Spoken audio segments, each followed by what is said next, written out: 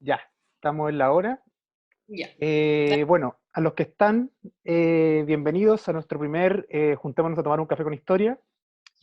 Esta es una suerte de extensión de los talleres que hacíamos el año pasado presencialmente, y bueno, por la contingencia actual, eh, se nos ocurrió estirémoslo un poquito en internet, ya que a todo el mundo le resulta. Simón Laferte puede juntar tanta gente, ¿por qué nosotros no? No sé si... hola, buenas tardes. Yo llamo de la Universidad Católica, del Preuniversitario C.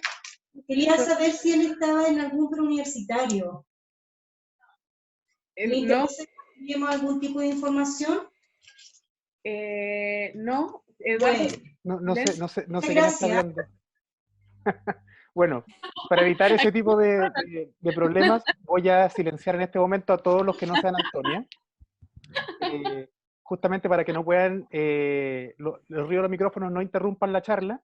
La charla va a durar aproximadamente una media hora, y la idea es que todas las preguntas las vayan anotando en el chat. Para los que no sepan, bueno, el chat está abajo, ¿verdad? En una barrita negra. Ahí pueden escribir cualquier pregunta que quieran guardar, y después también vamos a abrir los micrófonos para que puedan discutir y todo, obviamente manteniendo cierto orden, porque para que no choquen todas las preguntas. Como les decía, nuestra primera expositora, Antonia Font, que nos presenta una charla titulada Chile, paraíso democrático o estereotipo latino, muy atingente en estos momentos, ¿cierto? Así que, Antonia, todos tuyos. Yo voy a silenciarme ahora y voy a desaparecer, y quedas tú al mando. genial. Que nadie llame a su preuniversitario, o lo llamen del preuniversitario. Ya, bueno, primero le quería dar las gracias a todos por estar acá. Es un formato un poco distinto, pero que nos permite seguir conectados y poder llevarles un poco de historia a su casa. También quiero darle gracias a Café con Historia por dar esta plataforma, por su eterno compromiso con difundir historia y darnos un espacio para historiadores más jóvenes que podamos comunicar nuestra investigación. Bueno, primero me presento, mi nombre es Antonia Funk, soy licenciada y magíster en Historia y actualmente estoy cursando un doctorado en la Católica con la beca CONEXIT. Mi investigación actual es el estudio de las experiencias de los embajadores estadounidenses en Chile durante la Guerra Fría. Bueno, sea con café o con la poción de preferencia, les cuento lo que vamos a hacer hoy.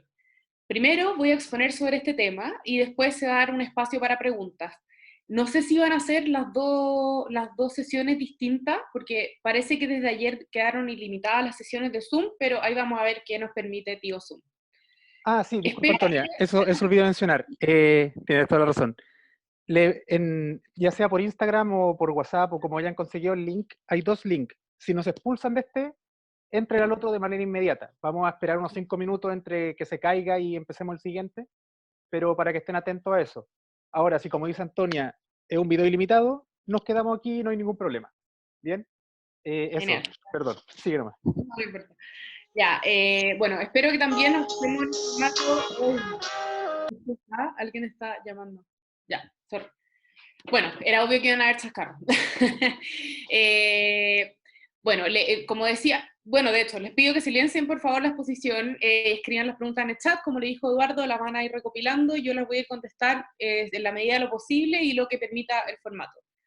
Bueno, va a ser una exposición resumida en la parte de contexto histórico para no tomar tanto tiempo, y si quedan con ganas de más, pueden pedirme después bibliografía, documentación.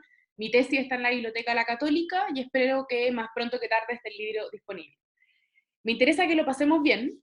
No soy muy entrenada en el arte del PowerPoint, pero lo hice con mucho cariño para que vayan leyendo citas y viendo fotos interesantes y atingentes al tema que nos convoca. Me interesa poder contarles esta historia en un formato como un poco distinto al académico, sin palabras difíciles ni complicaciones innecesarias. Aquí hay mucha gente de variadas disciplinas, edades, contextos, y lo que más me importa, y lo que nos importa en general, es hacer una historia accesible a todos. Quiero hacerlos parte de una historia sobre cómo desde Washington y la embajada se pensó en el Chile de la Unidad Popular antes de que se hiciera realidad. Las imágenes políticas que fueron surgiendo sobre Chile, principalmente desde el embajador Eduard Corry, impactaron a todo el sistema de toma de decisión, que eso es el camino que hay detrás de decidir una política específica y aplicarla. Hoy voy a presentar ejemplos de las formas en las que el embajador pensó en Chile y la hacía desde Chile, para que sus compañeros en Washington se hicieran una idea sobre cómo era la sociedad a la que se tenían que enfrentar. La imagen política en ese sentido viaja y se convierte en política exterior, cargando su propia historia y afectando profundamente. Lo primero que se piensa cuando se escucha Chile, Unidad Popular y Estados Unidos es el asunto de la intervención.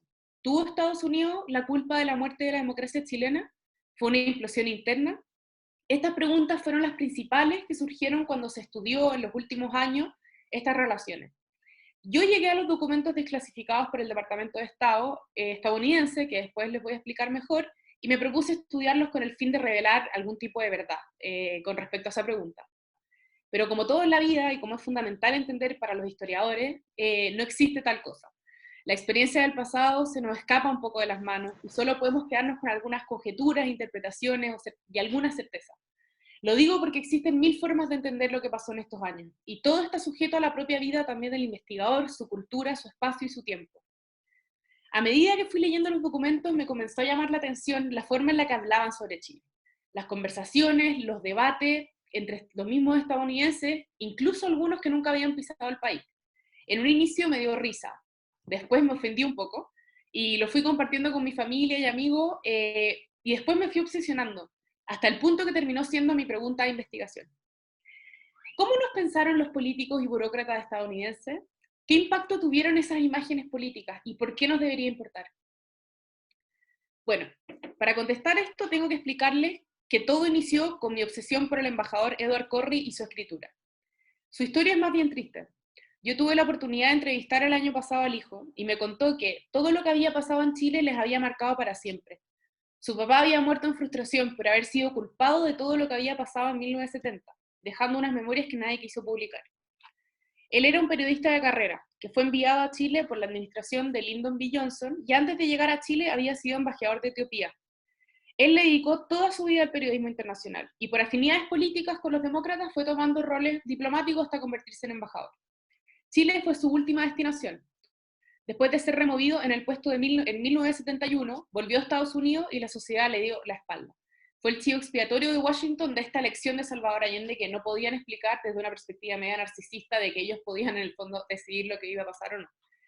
El impacto en la vida personal fue tal que el hijo se salió de la carrera diplomática para ser agricultor y según él, su madre nunca fue la misma. Reciente, a fines de los años 90, el mismo periodista que había culpado a Edward Corry de intentar un golpe de Estado en 1970, Seymour Hersh, un plan que sí existió, pero Corry no tuvo conocimiento, reconoció que había mal interpretado el rol de Corry en los eventos. Al menos murió con esa certeza. Bueno, el cómic que ven en el PowerPoint es uno de la revista Topace que me pasó mi amigo Matías Hermosilla. Y sale Corry cantando afuera del Congreso Nacional. Bueno, volviendo a lo que, bueno, y en la otra foto aparece con Salvador Allende. Volviendo a lo que nos convoca, para mí, sus visiones sobre Chile son fundamentales para entender cómo nos miraron los políticos y burócratas estadounidenses. Piensen que los embajadores son espías, antropólogos, burócratas, expedicionarios, que los envían a vivir a otro mundo para reportar sobre los acontecimientos, pero por sobre todo para que los ayuden a descifrar sociedades y culturas. En el Departamento de Estado le pusieron a los telegramas de Corry Corrygrams, una institución acostumbrada a recibir reportes más bien formales o fríos, lateros, pero lo que en sí tiene un arte. Leía con interés estas crónicas de aventuras narradas por Corry. Sus telegramas están llenos de metáforas, analogías, comentarios sarcásticos y juicios categóricos, y su carrera de periodista le permitió hacer análisis agudos a través de una escritura fascinante. Fue a través de ellos que llegué a entender el alcance que puede tener una imagen política sobre un país en el escenario nacional e internacional. A lo largo de su estadía desarrolló una importante relación con el presidente Eduardo Frei Montalva, de lo que se enorgullecía enormemente. De hecho, pasó la noche de la elección de 1970 en la casa de Raúl Troncoso junto a Eduardo Frei, y la descripción que hace del presidente es fascinante. Cómo se va desmoronando en la silla, cómo paseaba en la pieza con whisky y cigarros, hablando de cómo Chile ya no tenía esperanza. Antes de adentrarme en el mundo de los telegramas de Corry, necesito hacerles un breve contexto histórico, para armar un poco el escenario donde se desenvolvió este personaje y ver por qué se fueron construyendo estas dos visiones, que es un poco lo que verse en el título. Por un lado, la idea de que Chile era un paraíso democrático, y por el otro, un estereotipo latino bananero pseudo xenofóbico, muy peyorativo como concepto, pero en el fondo es una imagen bien histórica. Al final me voy a referir a la conexión de estas imágenes con nuestros días, sobre todo desde el estallido de octubre, porque desde la prensa internacional nos llegó la pregunta, ¿no que Chile era un ejemplo de democracia y estabilidad? Bueno, esto es inevitablemente una historia de Guerra Fría. No solo porque sucede en los años del conflicto, sino porque se vive en un momento donde los conflictos locales tenían un significado global, un significado de urgencia. La Guerra Fría, como me imagino que les han dicho toda la vida, fue una lucha entre dos sistemas de modernidad, el capitalismo y el comunismo. Estados Unidos asumió la bandera de lucha del capitalismo, así como la Unión Soviética la del comunismo. Lo interesante es que sus sistemas solo funcionaban si se expandían por el mundo, y para subsistir debían abatir a la otra. Así se formó lo que Hannah Arendt llamó el ajedrez apocalíptico. En muchas partes del mundo la guerra estuvo muy lejos de ser fría. Últimamente, los estudiosos de esta época han tratado de darle una vuelta a la forma en la que hemos visto el conflicto. Más que una lucha bipolar ideológica entre dos potencias, fue un conflicto dinámico que impactó a todo el mundo en distintas formas. En ese sentido, lo que pasó en Chile responde tanto a asuntos políticos internos como externos. El choque entre marxismo y liberalismo estaba en Chile desde inicios del siglo XX, y la Guerra Fría llegó a amplificar y globalizar los problemas.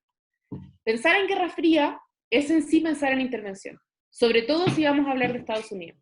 El foco de mis investigaciones busca trascender esa discusión, pero también es importante porque es parte del mismo conflicto.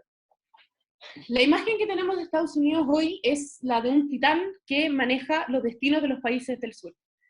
Los mecanismos de influencia en sí existieron, y la hegemonía norteamericana es real, pero mi investigación demuestra que habían muchos conflictos y tensiones dentro. Muchas veces los acontecimientos se le escaparon de las manos, y eso es muy interesante de poder ir viendo. Una intervención puede ser desde un financiamiento hasta una conversación, y en Chile se aplicaron ambos. El error es pensar que esta intervención escribió el libreto de la historia de Chile. Bueno, este pedazo de historia entre el 69 y 73 fue breve, pero tuvo un impacto tan potente que resuena hasta el día de hoy. Es una de las discusiones más fuertes e inconclusas de nuestra sociedad. En el momento del golpe de Estado surgió la necesidad de buscar a un culpable. Sí, perdón. Y en esa búsqueda, comprensible para el nivel de la tragedia y desde la dimensión del dolor, apareció Estados Unidos como este demonio extranjero. Y la respuesta era plausible, y para muchos fue zanjada hasta el día de hoy.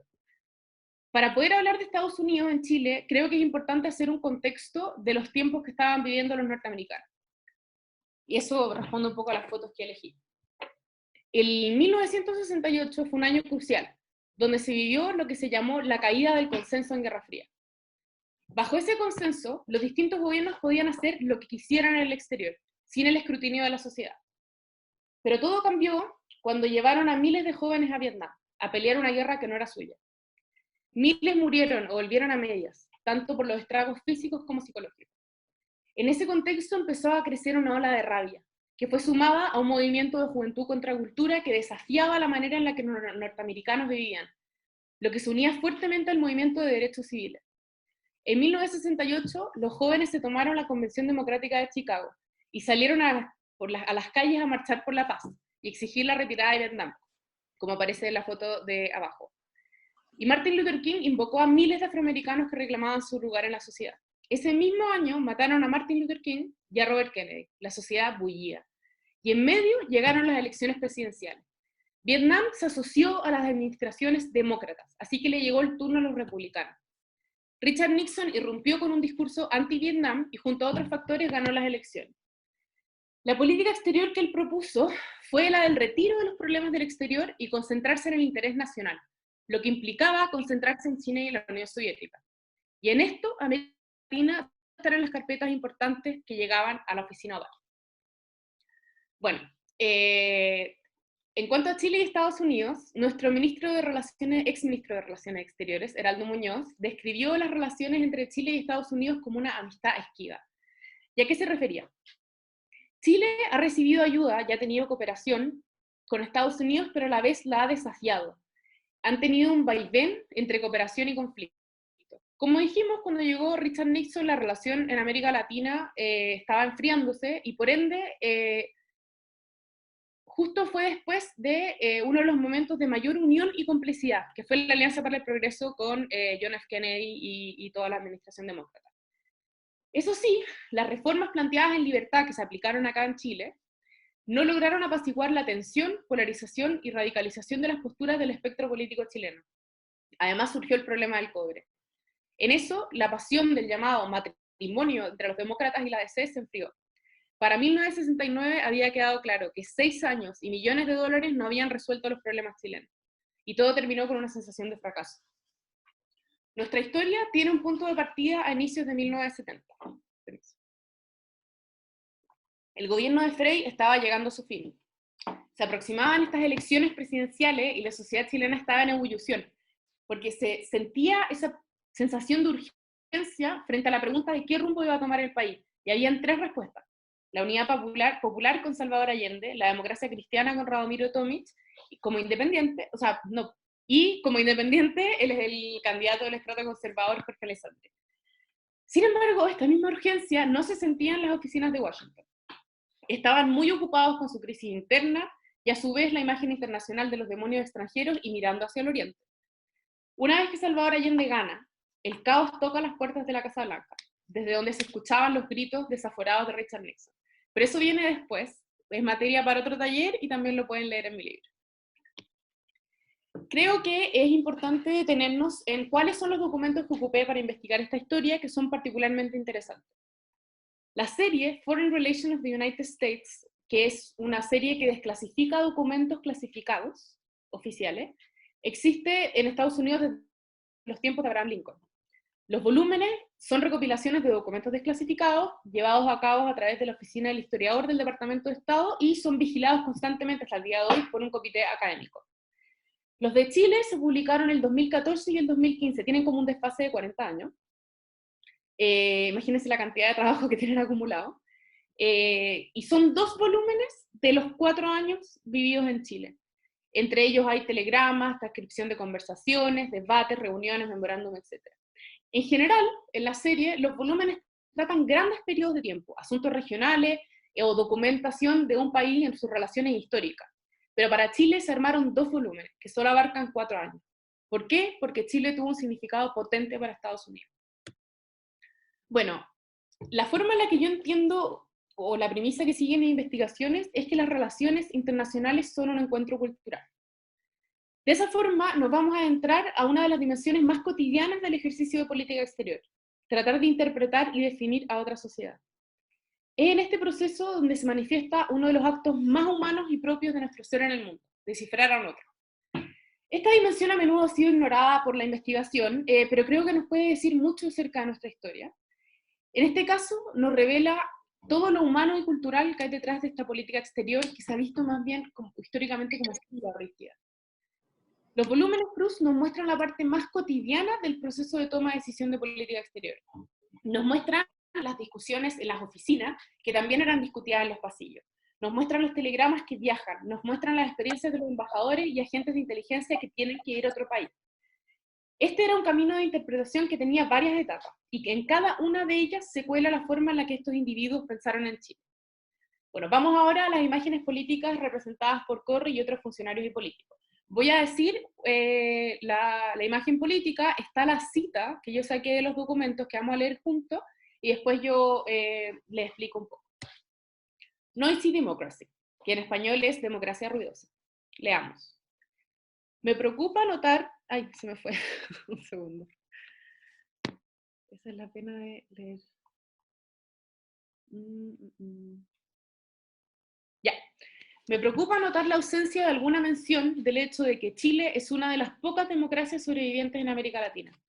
Esto, de hecho, tiene importantes implicaciones para la nueva administración, y es fundamental para cualquier evaluación del éxito de las políticas en América Latina que sean diseñadas para promover y asistir gobiernos estables y democráticos. El hecho de que Chile haya mantenido una estabilidad democrática es un logro, tomando en cuenta los recientes acontecimientos en Perú y Brasil. Chile tiene una democracia ruidosa, que no es totalmente efectiva, pero que mantiene un orden institucional, no es un logro menor. Ahí me equivoqué en la fecha, esa de 1969. ¿No me puedes poner la luz? Gracias. Bueno, las fotos que yo puse se refieren un poco a lo que decía Corry con respecto a esta democracia ruidosa. En el fondo son todos como contextos o de manifestación política o de concentraciones sobre cómo los chilenos se manejaban la política en los 70. Edward Corry presentó en sus telegramas una imagen de Chile como una excepción dentro de América Latina. Y esta visión, como les dije, tensionó las percepciones de los funcionarios que tenían que pensar en Salvador Allende, en cuanto a que desafió la imagen de Chile asociada a un estereotipo latinoamericano. Este argumento se relacionaba con, con la resistencia de la democracia chilena en un contexto altamente militarizado. De hecho, Richard Nixon se refería a los gobernantes de América Latina como los dictadores. Corry se dedicó a hablar de su solidez. Y eso tiene que ver mucho con su experiencia durante el país, cuando estuvo en el país. Chile, a pesar de haber vivido transformaciones políticas de gran envergadura, se había mantenido estable.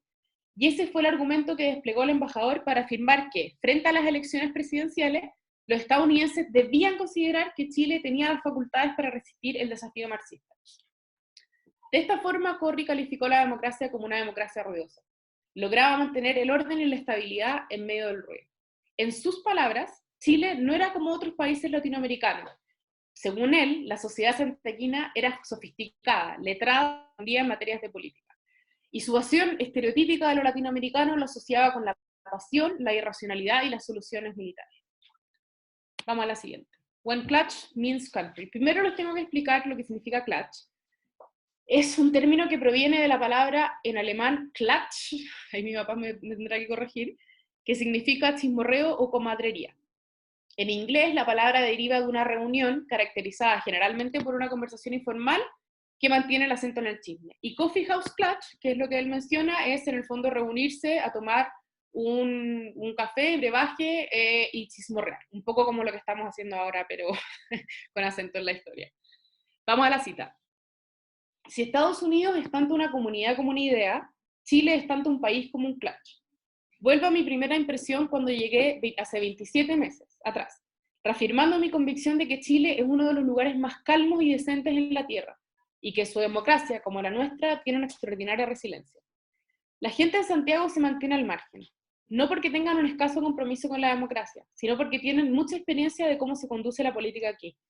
El drama, la sensación y el ruido son los elementos esenciales. La violencia, la confusión y la represión son extraños. Es por eso que los chilenos se toman tan en serio los rumores de terremotos. Lo que es realmente amenazante no es predecible, no se despliega al aire libre y no es una excepción del Coffee House Clutch. Bueno, este es uno de los documentos más elaborados de Edward Corry con respecto a la democracia chilena. El telegrama se titula When Clutch Means Country. El embajador constantemente comparó la democracia chilena con la estadounidense, sobre todo por su resiliencia. Igual hay una unión entre las imágenes de excepcionalidad que tiene el mismo Estados Unidos de sí mismo y que también existe en Chile muy fuertemente, sobre todo el día de hoy, pero después lo vamos a hablar. Pero nombraba algunas diferencias. Una de ellas es la forma en la que se desarrollaba la política en Chile. Los ciudadanos, según él, se mantienen al margen, mientras que el drama y el ruido priman, pero es un ruido leve. Por lo mismo, él dice que los chilenos temen cuando sienten que viene el temblor. Lo amenazante no es lo predecible, es algo que de imprevisto puede cambiar.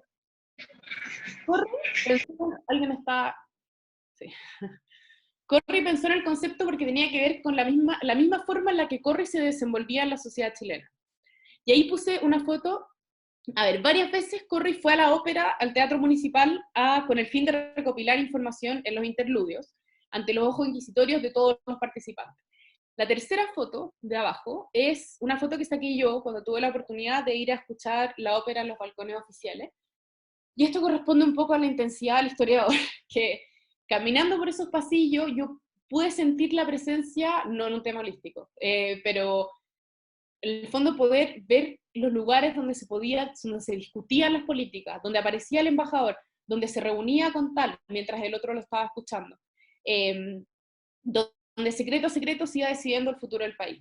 Un escenario que él representaba como lleno de secretos e intrigas. Y lo interesante de la escritura de Corry es que te lo va, como puedes palpar en el documento, la emoción que le estaba demostrando. Para él era lleno de secretos e intrigas.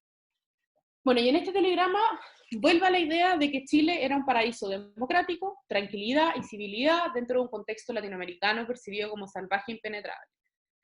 El ruido no tenía que ver, según él, por las furias reprimidas, sino por una pasión civilizada. A pesar de esta perspectiva, el embajador igual proyectó que en un futuro inmediato se iba a escuchar más ruido que nunca. Sin embargo, él decía que el ruido no era algo que iba a amenazar de forma real los intereses de Estados Unidos. Intentaba calmar los ánimos, al mismo tiempo que decía, pónganse atentos sobre Chile, sobre todo por un tema de reforzar como su posición. Tranquilizó diciendo que la prominente nariz de Frey le había sido útil políticamente, porque su olfato le permitía liderar un partido dividido, enfrentar fuertes personalidades y manejar personas como Gabriel Valdés. Ya, vamos a la siguiente imagen. Uy. Ahí. Los 3 Casanovas son negativos. Ahí se me escapó lo Casanova, que es algo que dice Corre, que después les voy a decir. Pero ahí están los 3 candidatos presidenciales y la imagen de por qué los 3 son negativos. Esta es una cita de un informe de la CIA. Mientras juzgamos que la democracia chilena es probable que sobreviva en los próximos 2 o 3 años, pronto será aprobada en el futuro próximo. Creo que hay un problema de traducción. Incluso de forma más seria en la próxima década. La gran amenaza a la estabilidad y el orden constitucional puede venir de las políticas de una administración de Allende. Puede que también surja otra amenaza por las reacciones extraconstitucionales y sus oponentes, incluidos los militares. No importa quién sea elegido, es probable que las tensiones aumenten antes de disminuir. Bueno, el expresidente Jorge Alessandri fue calificado literalmente como el patrón, Radomiro Tomic como el yugoslavo por sus afinidades con el sistema yugoslavo y Salvador Allende como el marxista. Y los 3, y esto fue muy sorpresivo para mí encontrar considerados negativos para la política chilena y el futuro de su democracia, lo que llevó a que en discusiones posteriores se decidiera no apoyar a ninguno en la elección.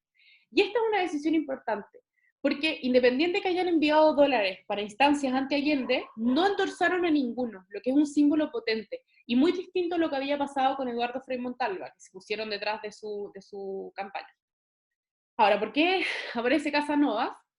Según Corri, los 3 candidatos se paseaban por Santiago como Casanovas, pero castrados, y seguros de su triunfo sin tener ninguna base para asegurarlo. En el informe citado después, dicen que Chile no era una república bananera, sino más bien un país con tradiciones y raíces profundamente democráticas. Y esto es un contraste con esta visión norteamericana de Centroamérica, que en el fondo todo, como decía Trump, los 3 países mexicanos, entonces es como desde México hacia abajo todo es una como perspectiva homogénea y lo miran como desde un poco esta idea del desorden. Y en este informe decían que la democracia chilena estaba siendo amenazada, tanto por la derecha como la izquierda. Y también que Chile ya había iniciado su camino hacia una independencia económica y política. Por lo mismo, muchos personajes, y que después va a influir en la decisión política final, se preguntaron si valía la pena intervenir o embarcarse en cualquier operación peligrosa ante un escenario que era incierto, polarizado e indescifrable. Lo interesante de esta visión es ir matizando la idea de que siempre a Allende se le vio como un peligro inminente, que se reunieron de inmediato todas las fuerzas norteamericanas y viajaron acróbatas norteamericanos a intervenir todo. Los 3 candidatos se consideraron peligrosos. Algunos hasta decían que era mejor que saliera Salvador Allende, destabilizara un poco el país y en las próximas elecciones se derrotara electoralmente. Otros decían que si salía Jorge Alessandri, las masas se iban a rebelar. Y durante todas las elecciones buscaron las fuerzas moderadas, pero esas ya no existían en Chile. Esta es la penúltima. Este es Richard Helms, que era el jefe de la CIA. Como recordarán, esta elección ha sido muy incierta y difícil de entender, por una gran variedad de razones que se remontan a muchos meses atrás. Chile siempre ha presentado un tipo de paradoja. Es conocido por sus instituciones democráticas, estabilidad política y una fuerza militar apolítica. Sus partidos de base ideológica son más parecidos a los europeos que los vehículos personalistas que abundan en la mayoría de los países latinoamericanos. Bueno, entonces, Chile a los ojos de la CIA y los políticos y los burócratas, era reconocido por sus instituciones, como dije, estabilidad política, y hasta hablaban de la apoliticidad de sus militares. Los partidos políticos basados en ideología los asociaban a los europeos, un claro contraste que hacían con el caudillismo latinoamericano, pasando por alto todo el desarrollo sofisticado político en América Latina. Pero esta excepcionalidad es interesante porque la tomaban como una paradoja, como el contexto regional. Entonces, las analogías de la democracia norteamericana, es decir, que era parecida a la chilena, la europea, y al mismo tiempo los regímenes latinoamericanos chocaban en sí en un intento por ir definiendo cuáles son las líneas que dibujan el escenario chileno. Entonces, a los ojos norteamericanos se confundía la excepcionalidad con el estereotipo, lo que generaba un tipo de incertidumbre. Y pronto, al momento de enfrentarse a desafíos más concretos, se crearían dos bandos. Y cada uno tomaría o la imagen de la excepcionalidad democrática o la del estereotipo para defender la política que querían implementar. Imágenes contrapuestas que nacían de esta lectura, que de forma inicial se presentó como una paradoja. En la ecuación de la elección presidencial ganó la imagen de la paradoja y la excepcionalidad democrática, determinando una política de intervención limitada y cautelosa, antes de repetir un modelo como lo que se había ocupado en la elección de Eduardo Frei Montalva en 1964. Bueno, la última imagen, si los cariocas tienen carnaval, Chile tiene elecciones. Ahí les puse fotos de la elección de 1970. Leamos la cita. Otros países sudamericanos tienen carnavales. Chile tiene elecciones. El nexo latino entre los dos se ha hecho evidente en estos últimos días antes de la elección del 4 de septiembre. El ejercicio sexenial de la democracia aquí está impregnado de la indulgencia anual carioca, de pasión, liberación y misterio. Después de 10 meses oficiales de una sofocante campaña que transformó a Chile en el reino de cualquier lugar habitado por cualquiera, Santiago está vivo con el movimiento, con el nerviosismo y con el drama que trae la elección fatídica entre la democracia y el comunismo. ¿Te imaginas cómo lo estaba viviendo Eduardo Corry en el momento que estaba escribiendo desde la embajada ese telegrama? Bueno, Corry, en el fondo, hizo la relación entre que si todos los otros países bailan en un carnaval, Chile elige presidente. Entonces Santiago, después de estar dormido, despertaba ante un evento completamente dramático, que consistía entre la elección fatal entre la democracia y el comunismo. Y al menos de esa forma lo vivió Corry. Y comparándolo con el momento eleccionario con carnavales, reforzaba la idea que él tenía de un Chile excepcional. Mientras otros bailan, Chile elige. Lo que también tiene un dejo, no quiero decir nuevamente xenofobia, pero sí. En sus reportes, Corry constantemente dijo que Allende iba a ganar la mayoría relativa. Cuando Salvador Allende obtuvo la mayoría relativa, cambió todo el escenario en la embajada y en Washington. Richard Nixon y Henry Kissinger le echaron toda la culpa a Eduardo Corry del triunfo de la Unidad Popular, en esta perspectiva como una necesidad de que si Corry hubiese hecho algo distinto hubiese salido otro. Y planearon una vía paralela, el Track 2, para incitar un golpe de Estado. Eso no lo sabía ni Eduardo Corry ni las vías más oficiales. Ni los militares ni Eduardo Frei estuvieron dispuestos a hacer este golpe, y finalmente se apoyó un intento de secuestro del comandante general de las Fuerzas Armadas, René Schneider. No está muy bien documentado, claramente está clasificado, cuál fue la real incidencia de Estados Unidos, pero lo que tengo entendido es que pasaron armas que después se botaron al mar en Viña del Mar. Bueno, y ese episodio de violencia aseguró que Salvador Allende fuera elegido. Después de esto, no volvieron a confiar en Corry. Lo mantuvieron en lo oscuro, mientras el embajador corría por las calles de Santiago para tratar de cambiar la historia de Chile. Finalmente lo removieron en 1971 y ahí inició un proceso muy doloroso de desprestigio y culpabilidad, como les conté. Sin poder explicarlo de forma más extensa, como les dije, Chile era una paradoja difícil de descifrar, lo que deviene en la forma dual que lo observaban. Chile tiene una democracia excepcional, pero es un país dentro de América Latina. Ante la pregunta de la intervención, muchos personajes se dedicaron a recalcar la fortaleza de las instituciones y las diferencias con los países que los colindaban. Este análisis ponía en la balanza un Chile comunista frente a un escándalo de intervención. La memoria de la invasión de Bahía de Cochinos, Vietnam, y sus consecuencias seguía muy latente en Estados Unidos y en la política interna, y atormentaban a quienes comprendían la debilidad que tenía en ese momento la imagen internacional de Estados Unidos. De alguna forma, Vietnam y los objetivos de la doctrina Nixon frenaban un tipo de acción más agresiva. Esta perspectiva primó en la política exterior norteamericana frente a Chile en el proceso previo a la elección. Los argumentos de civilidad y la sensibilización de la mano americana buscaron una aproximación más cautelosa. A esta visión se incluía a más instituciones que la embajada, en la visión de la Chile como una excepción democrática. Y a esa visión se le echó la culpa de la elección de Salvador Allende. Se les acusó de no informar el peligro y de entramparse en discusiones inútiles. Lo que sucedió es que no lograron ponerse de acuerdo en torno al peligro, su significado y posible impacto, y ante la paradoja y la dificultad de prever los resultados, decidieron que Estados Unidos echara un paso atrás, enviando dólares, pero con un grado de compromiso menor al demostrado históricamente. Ahora, quiero terminar esta exposición con una propuesta de análisis del presente. Las visiones que existieron sobre Chile, que responden a estos procesos históricos y culturales, siguen vigentes hoy en día. Los primeros días después del 18 de octubre comenzaron a aparecer los ecos en la prensa internacional. Habían conflictos en el paraíso. Uno de los titulares internacionales fue Chile, el jaguar de América Latina que sangra por los 4 costados. El supuesto país no bananero, idea que tanto se aplica desde el exterior como se refuerza desde el interior, presentaba los mismos problemas de ser un país en vías de desarrollo con una estructura de dependencia y desigualdad abismante. Se habló de que Chile era una de las democracias más estables, con un sistema político y económico sólido, un jaguar en América Latina. Y desde el 18 de octubre en adelante, en medio de manifestaciones pacíficas y violentas, las respuestas de medidas se fue rompiendo este mito. A mí no me corresponde hablar en este momento sobre las razones del estallido, y a los historiadores, algunos, nos cargan las conclusiones apresuradas. Lo que me interesa es contarles cómo en esos días sentí que la historia estaba más presente que nunca. En esos días se cayó la imagen del paraíso, aquella que nos había llegado a albergar la COP25, aquella que se había pausado durante la dictadura, pero que de alguna forma se había reactivado durante la transición hacia la democracia. El paraíso económico, el paraíso social, todo era una maqueta de papel. Y esto se relaciona profundamente a lo que estamos hablando. Somos una excepción, un paraíso democrático. Para mí esa imagen se rompió, ya sea porque fuera alejada de la realidad o porque se impuso otra realidad, más latente y urgente. Y me surgieron estas preguntas. ¿Por qué creemos que tenemos una democracia tan sólida? ¿Y por qué nos buscamos diferenciar de los vecinos latinos? Con esta reflexión los quiero dejar. Es fundamental preguntarnos sobre las verdades heredadas y poder hacer reflexiones que conecten nuestra historia con nuestro presente. Como les dije, la historia vive en nosotros y reclama su lugar. Muchas gracias por la atención y quedo a la espera de sus preguntas. Muchas gracias, Antonia.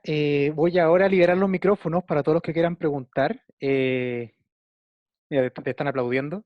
Les pido que por favor respeten la pregunta que alguien está haciendo antes, porque en verdad, si todos hablan al mismo tiempo, se va a saturar un poco esto.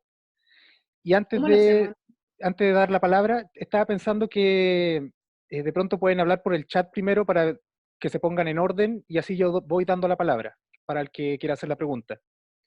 Y así nos ordenamos un poquito. Y bueno, antes de empezar, le aviso que nos acaba de dar más tiempo Zoom, así que no nos van a sacar de esta sesión, podemos continuar tranquilamente tiempo ilimitado.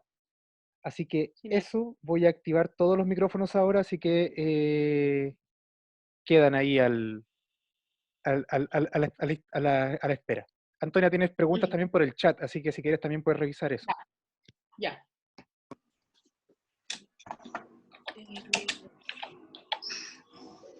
Hi.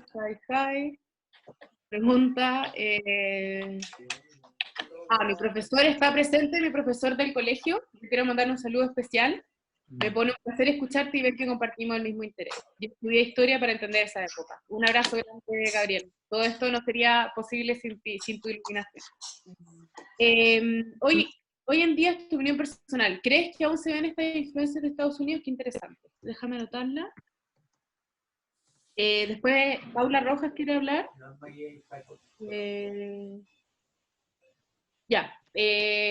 Bueno, si hoy día veo influencias de Estados Unidos, hay un libro muy bueno que, para hablar ella también, sobre la norteamericanización de la cultura de Estados Unidos, que es de Stefan Rinke. Y creo que independiente al ser... Espera un poquito, Antonia, espera un poquito. Ya. A ver. Esperen un segundo. Ya, los tuve que silenciar a todos y voy a ir dando la palabra nomás en el orden del chat. Así que... Ya. Bueno, esta influencia que hablas de Estados Unidos yo creo que es estructural. La tenemos como por la estructura económica, política y cultural que hemos tenido desde siempre. Yo creo que han habido estos intentos de cambiar la estructura económica y dar vuelta como esta dependencia, pero es difícil. Ahora, hoy en día lo que hemos visto con Trump y toda su política exterior están con una influencia harto menor, o al menos con una tensión de influencia alto menor. Yo creo que hay que tener como mucha atención en China.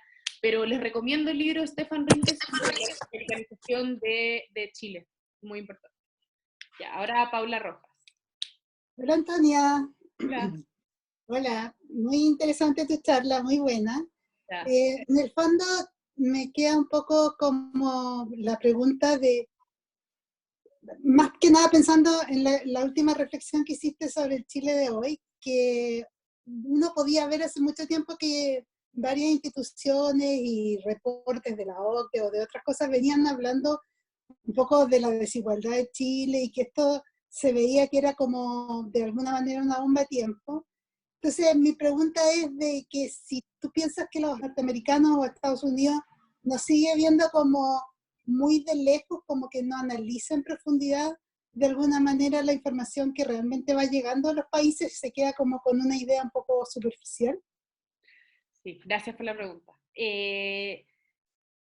Mira, primero porque está en el lado de los informes de la OCDE o la parte más oficial que tiene estudios y tiene toda una base donde pueden ir viendo la desigualdad y la forma en la que se va desarrollando el país y todo lo que se ha quedado claro, mucho más claro que antes en octubre. Pero de todas formas, a mí lo que me llamó la atención y por qué lo conecté fue porque al menos en la perspectiva de la prensa, estuvieron constantemente preguntándose qué pasó con el paraíso, qué pasó con Chile, o sea, ¿por qué se rompe esta ilusión un poco? Y en el fondo yo creo que en análisis en profundidad es difícil porque tiene que ver con qué tan relevante es el país en ese momento para Estados Unidos. Entonces, en el momento de 1960 y como hasta los 90, fue súper relevante, fue muy relevante Chile. Entonces, el nivel como de la agudización del análisis era muy profundo. Hoy en día me costaría, porque yo en el fondo estoy más habitando en los tiempos del pasado, no sé muy bien cómo se relaciona, o sea, cómo funciona hoy día el análisis político, pero me imagino que, como te digo, depende 100% de qué significamos hoy para Estados Unidos nosotros, y creo que significamos bien poco. Eso. Otra pregunta. Creo que vengo yo, ¿no? Creo que sí, dale. Ya, mira, te quería preguntar, porque al parecer, por lo que tú nos expones y por lo que es sabido como de manera tradicional y que es como casi como una concepción muy general respecto de la estabilidad política de Chile, que es histórica, que sí, tuvo un quiebre con la dictadura, ¿cierto?, de 1973. ¿Hay elementos, crees tú, que pueden ayudar a comprender esta estabilidad, ¿cierto?, esta tradición democrática, no solamente a través de elementos propiamente políticos, como los que tú has nombrado y los que pertenecen a tu investigación, sino que también con cuestiones más culturales, como este culto a la sobriedad, a la seriedad, y al cultivo de ese valor, ¿no? No solamente en términos de participación política o ciudadana, como por ejemplo las votaciones, ¿cierto?, sino que también a partir de otro tipo de conductas que se van generando y que se han ido construyendo históricamente en Chile, en distintos aspectos, ¿cierto?, en sus aspectos más diversos. Sí. Y que eso ha trazado en el fondo una historia importante en Chile, desde que Chile existe en el fondo, hasta el día de hoy probablemente. Se sigue conservando, ¿cierto? Si pensamos un poco en el fenómeno del estallido social también, o sea, llegamos a una aprobación de un 6%, era una realidad bastante convulsionada, pero a pesar de ello, el país siguió funcionando, con un 6% de aprobación del presidente. Y bueno, otro tipo de realidades, ¿cierto?, que están vinculadas más a lo mejor a cuestiones no estrictamente políticas o de participación política, como lo que se puede llamar la cultura política, ¿no?, como con ese concepto, sino que otro tipo de conductas que tienen más que ver con lo sobrio, ¿cierto? Como con este culto a lo sobrio, a la seriedad, al bajo perfil, ¿cierto? Al distinguirse respecto de estos otros países latinoamericanos que son mucho más como, entre comillas, folclóricos, desordenados, ¿cierto? Lo que se ha entendido como países bananeros, ¿no? ¿Tú crees que también es necesario comprender esa realidad a partir de esos elementos, no solamente que pertenecen a una cultura política? Sí, o sea, lo creo fundamental. Ahora no tendría la respuesta como, sería un poco, o sea, voy a responder desde la irresponsabilidad.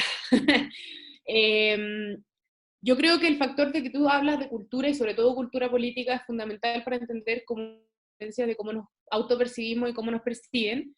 Yo creo que hay dos factores. Uno, que tiene que de a larga duración, que es el hecho que fuimos Capitanía General. Y yo creo que eso, sin haber leído investigaciones al respecto o tener una real certeza, siento que ha hecho una diferencia sobre todo en nuestra cultura política. Y después también como el tema de la militarización prusiana, pero tampoco, creo que es una pregunta excelente, pero tampoco siento que te la pueda responder bien. De la forma en la que te puedo responder es la forma en la que yo lo he entendido siempre, que es como la diferencia que hemos tenido en haber sido capitanía. Así que, pero estudiando. Ajá. Ya. Miguel tiene una pregunta. Déjame desbloquear su micrófono. Hola, Miguel. Hola, ¿me escucháis? Sí.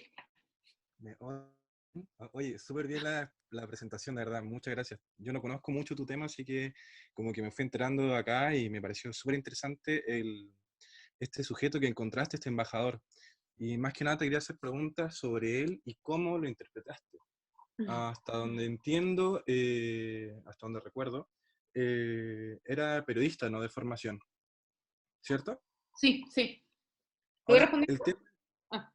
ahora el tema es que ¿cómo tú interpretas una representación que hace un sujeto con su formación siendo extranjero?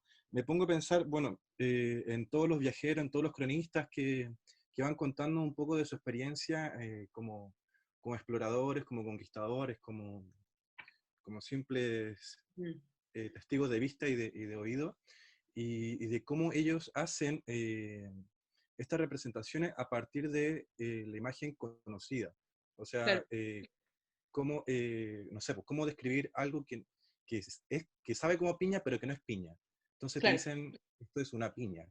Entonces, esto sería como la República Bananera, así como muy, Claro. muy Woody Allen. Entonces, ¿cómo fuiste Mira, descifrando claro. estas palabras que él usaba para describir y cómo llegaste a esta interpretación final después de todo este análisis documental? Sí. Mira, bueno, gracias por la pregunta. Primero, me pasó que, bueno, primero yo me metí a estudiar el doctorado de los embajadores. Mi tema de tesis fue más bien a la burocracia, como el aparato entero de política exterior, y todo lo que quedó en debe del estudio de los embajadores es algo que quiero estudiar ahora en el doctorado. Creo que es muy interesante lo que dices porque en esa representación que ellos hacen, habla tanto de la cultura que ellos están representando, pero de lo que más habla es de la cultura de la que están hablando. Entonces hay todo un estudio que conlleva el estudiar, como decía la Ale, a la cultura política que hay detrás. Y eso implica estudiar la formación, estudiar los manuales con los que ellos fueron como entrenados y también estudiar las historias personales. Y por eso me estoy acercando a las familias, me estoy tratando de acercar a los hijos, tratando de ver las biografías, como de qué forma se puede llegar a concebir tal imagen política, que no es imagen sola. Entonces creo que es un desafío importante y que fue un desafío importante durante toda mi lectura y más que nada lo que me unió fue la forma en la que vi viendo cómo se hablaba de Chile como una perla en el océano y eso como que no me calzaba sobre todo como con las realidades que ellos mismos estaban viendo. Entonces, de esa forma fui identificando los sujetos y viendo las formas en las que hablaban sobre Chile y me quedó esta conclusión de que en el fondo se separaban en dos grupos Y no solamente fue algo que yo pude conceptualizar, sino que es algo que se dio. O sea, estos dos grupos se estuvieron constantemente enfrentando, estas dos imágenes fueron constantemente enfrentándose. Entonces ese fue un poco el camino que tenga que ver con la formación, tiene que ver con estudiar mucho cultura política norteamericana, ser muy cuidadosa con la traducción, y bueno, y eso espero que sea un estudio que pueda profundizar más ya en mi tesis de doctorado. Así que, gracias. Antonia, hay 3 preguntas en el chat, de Joaquín Gutiérrez, Felipe y Natalia Segers. Ya.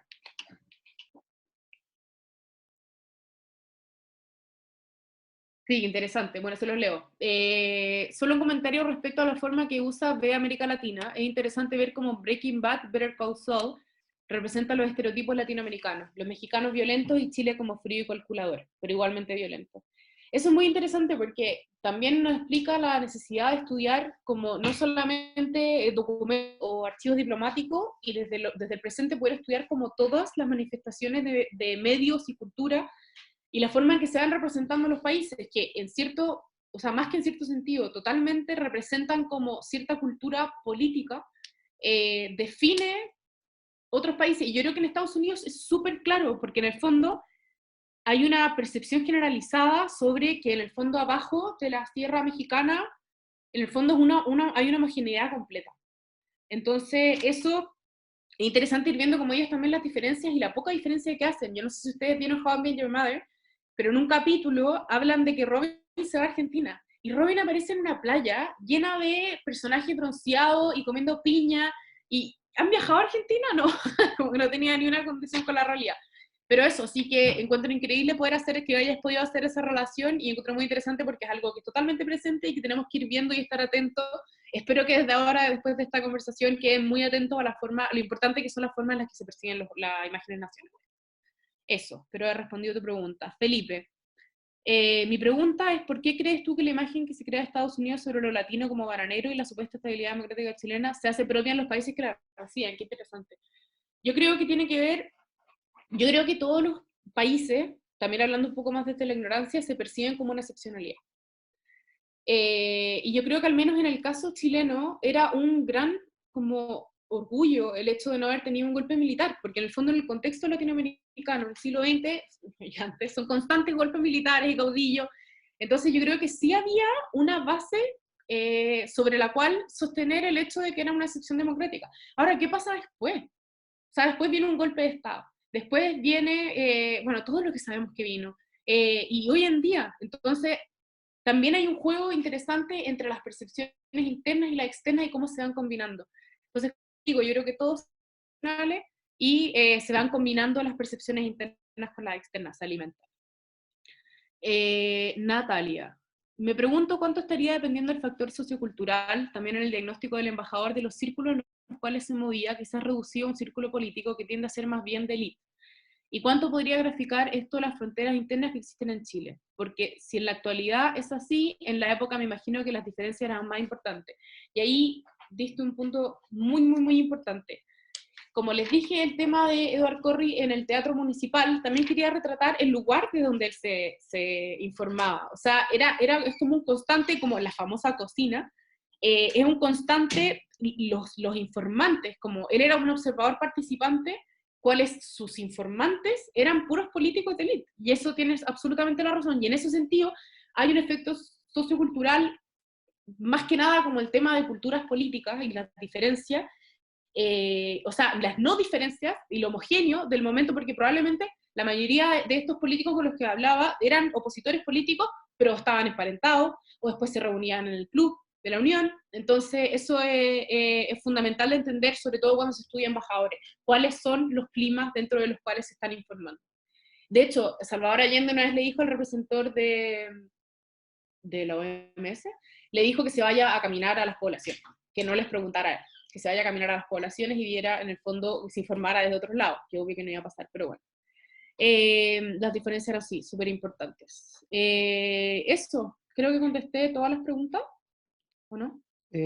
Al menos las que dejaron, sí. Si tienen alguna pregunta más para Antonia, como para que la pongan en el chat ahora o nos avisen que quieren hablar. Si no, podemos ir cerrando ya esta sesión, esta primera sesión de Juntémonos un café con historia. Sí, parece que estamos, Antonia. Creo que nos Eh, salió un poco, Eduardo. Funcionó el sistema. sí, salió bonito, se armó bien.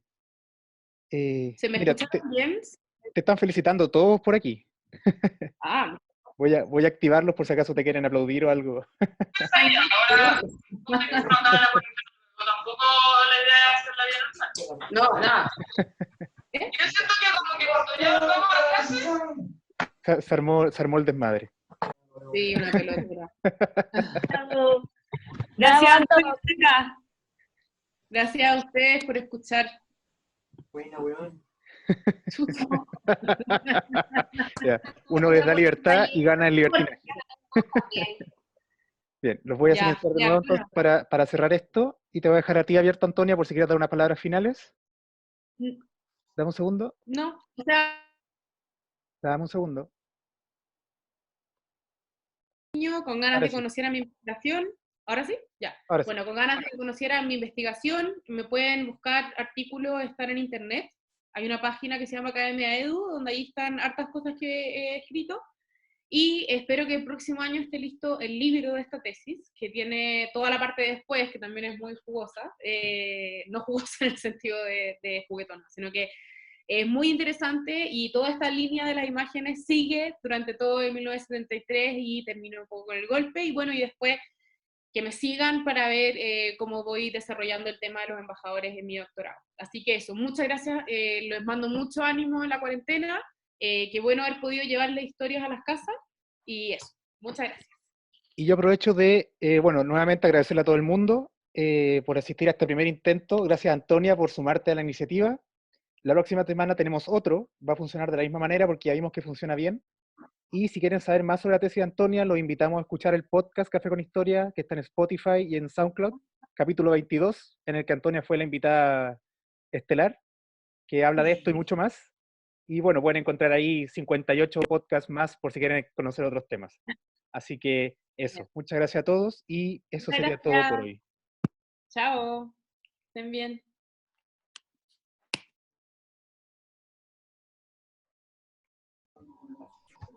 ¿El tiro? Sí, ya me tiro. No, pero la discusión está